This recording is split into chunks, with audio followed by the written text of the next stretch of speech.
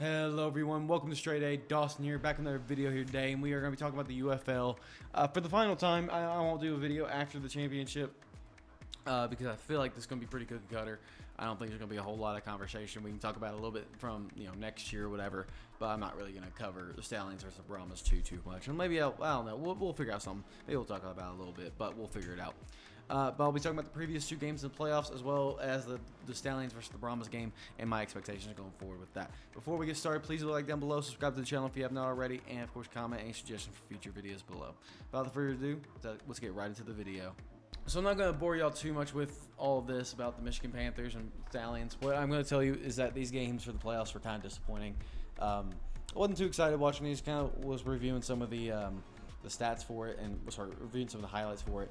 And really, it was the Michigan Panthers and Birmingham Stallions was slightly better because they had some drama, and the Stallions then kind of overtook it near the end and killed all momentum for the Panthers. But stat-wise and game-wise, wasn't really too fun. The Stallions did try out some of the dual quarterback of Adrian Martinez and Matt Corral, which was interesting to see. But otherwise, both teams didn't have too many explosive plays. Both run games were very consistently good, but nothing out of the ordinary. I guess Stallions had a decent run game, but the Panthers were not quite to that level. Receiving wise, there was not too many big plays. Jordan Thomas did catch a pretty long one, but other than that, pretty typical short plays for that. Defensive wise, 4-3, 5-7. Stallions had a really good defense, especially near the end, and just suffocated the Panthers to the point of they couldn't do anything.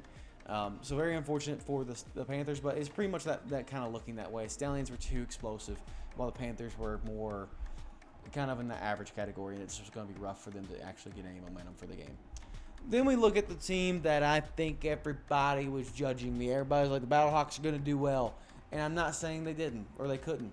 I'm just saying that I thought the Brahmas were in the right spot at the right time against the right team.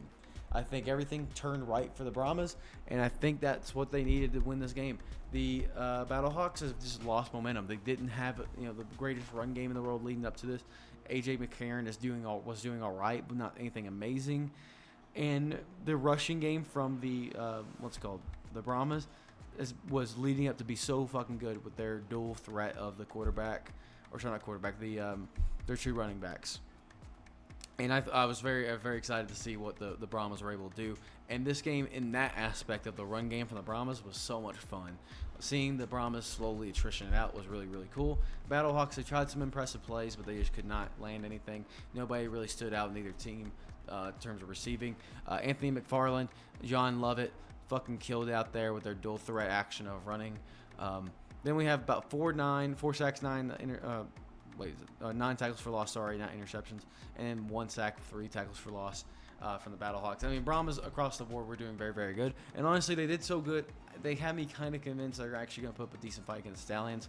I don't know what the score was, or score predictions I had for this, but I know I didn't get it right because I didn't think it would be this much of a difference between both these teams. But I'm very curious. Now, let's talk about the Stallions and Brahmas. Again, this video is not going to be too long because I'm not going to go in depth of oh my gosh, this player matches up against this player and all that. I think that the Stallions and Brahmas, this is going to be a damn good game. I'm excited for it. The Dome at America Center, St. Louis, Missouri, very good. Actually, tickets are very affordable. I think $100, so pretty damn cool. If I was anywhere near Missouri, I might consider going. And hopefully it'll be a good show out for a championship game at least. The Brahmas and the Stallions. Stallions are clearly the favorite, 100%. They were 9-1, beat every team pretty much throughout the whole season. But the Brahmas have been so consistently up and up. Stallions have been around the category of how good they are. The Brahmas have been gaining momentum, and if they can keep that momentum going to this championship game, they can make this a damn close game, because I don't know if the Stallions defense can really stop the rushing attack from the Brahmas.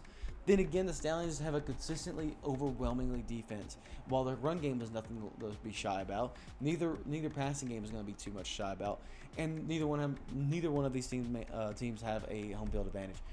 I'm going to give it to the Stallions. I think it's going to be 29-27, something like that. We'll go with that. I don't know exactly how I still haven't figured out how the incremental points go, how that typically lands. But I'm going to go 29-27. Why not? I think it's going to be damn close. I think it's going to go down to the wire. I think the Brahmas going to have it almost won, and the Stallions will do something crazy to finalize it and win it out. If the Brahmas do win, honestly, I'd be probably very, very excited because it'd be a little bit different from the Stallions winning the whole year. But also, the Stallions probably are the team that deserve to win, if that makes sense. So that's kind of my prediction. We'll maybe review the highlights of the game and kind of go through step by step of how this game went.